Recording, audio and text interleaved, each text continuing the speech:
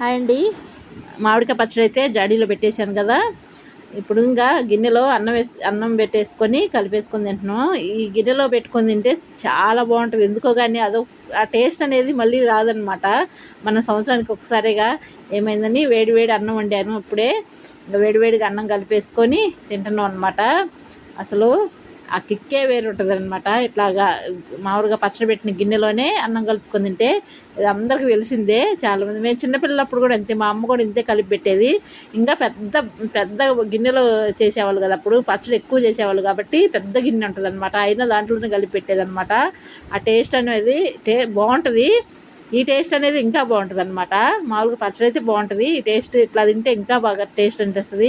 ఇంకా అమ్మలు కానీ కలిపి పెడితే ఇంకా పిల్లలకి ఇంకా బాగుంటుంది. ఎందుకో కానీ ఆ టేస్ట్ వాళ్ళు తింటే రాదనమాట, మనం కలిపి పెడితేనే వస్తుంది. నాకు తెలుసు, మా అమ్మ కలిపి పెట్టేది కాబట్టి.